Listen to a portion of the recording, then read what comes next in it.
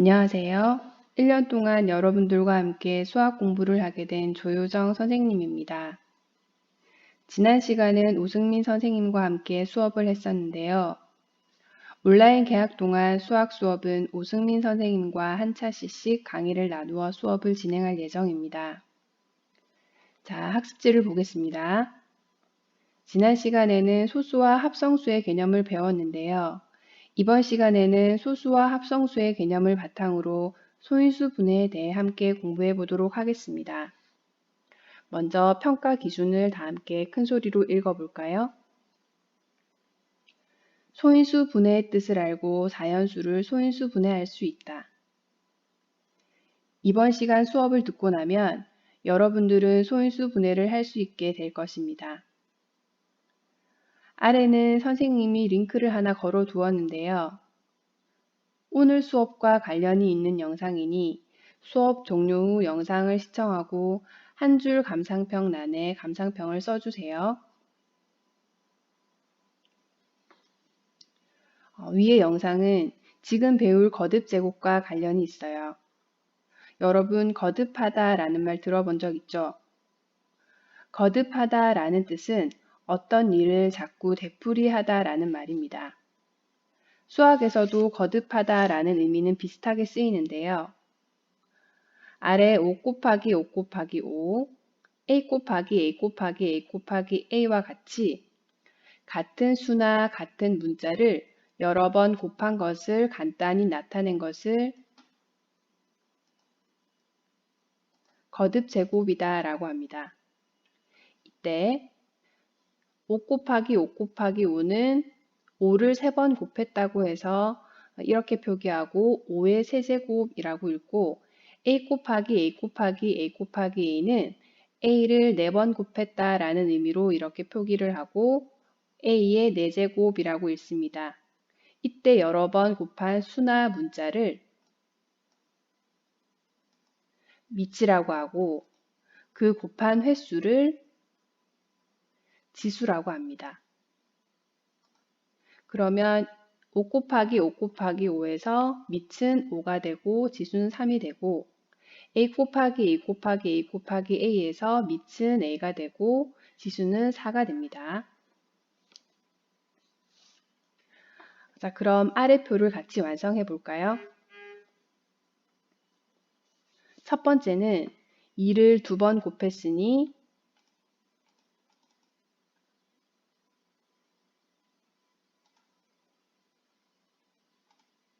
2의 제곱으로 표기하고 읽는 방법은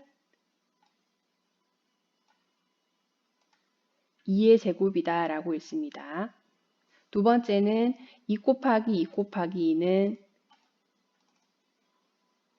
2를 3번 곱했기 때문에 2의 세제곱이다 라고 이렇게 표기를 하고 읽을 때는 2의 세제곱. 세 번째는 2 곱하기 2 곱하기 2 곱하기 2는 2를 4번 곱했으니 이렇게 표기를 하고 읽을 때는 2의 4제곱 이렇게 표기를 합니다. 자, 여기서 잠깐 1은 거듭 제곱을 하면 얼마일까요? 1 곱하기 1은 1이죠. 1 곱하기 1 곱하기 1도 1이죠. 1은 수없이 거듭하여 여러 번 곱해도 그 결과는 항상 1이 나옵니다. 따라서 1의 거듭 제곱은 항상 1이라는 사실 잊지 마세요. 자, 이제 이 단원의 핵심인 소인수 분해에 대해 공부해 보도록 하겠습니다. 소인수 분해를 하기 위해서는 소인수라는 단어의 뜻을 알아야겠죠. 소인수는 소수인 인수를 말합니다. 여기서 인수는 초등학교 때 배운 약수의 개념과 같은 뜻으로 쓰입니다. 따라서 소인수 분해는 1보다 큰 자연수를 소인수들만의 곱으로 나타내는 것을 의미합니다. 10이라는 숫자로 다시 한번 살펴볼까요? 첫 번째, 12의 인수는 즉 12의 약수를 말합니다. 12의 약수는 곱해서 12가 되는 모든 수를 찾으면 되니까 1, 2, 3, 4, 6, 12가 되겠죠. 이때 12의 소인수는 위에 나열한 1, 2, 3, 4, 6, 12 중 소수를 골라오면 됩니다. 여기에서 소수는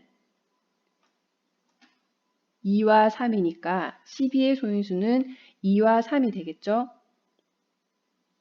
그럼 이 12를 2와 3의 곱으로 표현하는 것이 바로 소인수분해입니다. 12를 2와 3의 곱으로 표현하면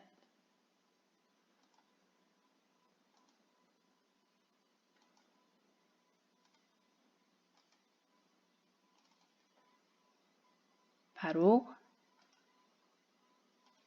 2의 제곱 곱하기 3이 됩니다. 소인수 분해를 하는 방법은 다음 차시에 더 자세히 공부할 예정이니 지금은 소인수 분해가 어떤 것인지만 이해하면 됩니다. 자, 그럼 지금까지 배운 내용을 문제를 통해 함께 확인해 보도록 하겠습니다. 1. 다음을 거듭 제곱을 사용하여 나타내시오. 5 곱하기 5는 5가 2번 곱해졌으니 5의 제곱이 되겠죠. x 곱하기 x 곱하기 x 곱하기 x는 x가 4번 곱해졌으니 x의 4제곱이 됩니다. 분수도 마찬가지인데요. 2분의 1 곱하기 2분의 1 곱하기 2분의 1은 2분의 1이 3번 곱해졌으니 2분의 1의 세제곱이 됩니다. 네 번째, 3 곱하기 3 곱하기 7 곱하기 7 곱하기 7은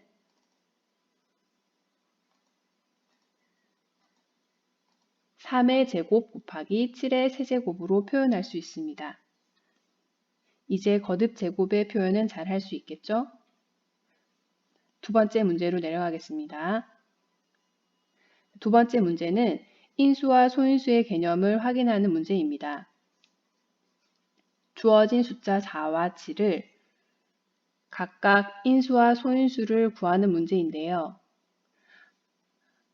인수의 개념은 초등학교 때 배운 약수의 개념과 같다고 하였습니다.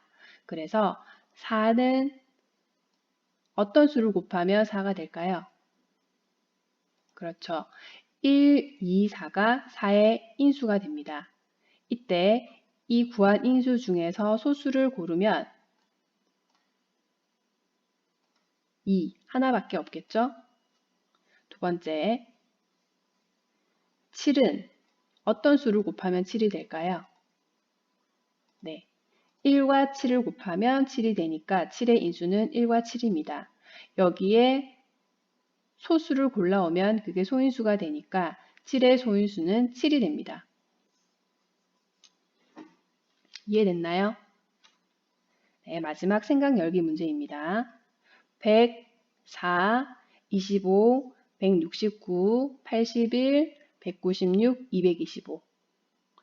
이 주어진 수들의 공통점은 무엇일까요? 벌써 공통점을 찾은 친구들도 있죠? 네. 지금 주어진 이 숫자들은 자세히 살펴보면 100은 10의 제곱, 4는 2의 제곱, 25는 5의 제곱, 169는 13의 제곱, 81은 9의 제곱, 196은 16의 제곱, 225는 15의 제곱입니다. 주어진 수들은 자연수의 제곱이 되는 수, 즉 제곱수라는 공통점을 가지고 있습니다. 이 단원에서는 이런 제곱수의 특징을 이용하여 활용하는 문제들이 많이 나오니 다음 차시 과제를 통해 더 다양한 문제들을 풀어보도록 합니다. 자, 여러분, 이렇게 소인수 분해에 대해서 알아보았습니다.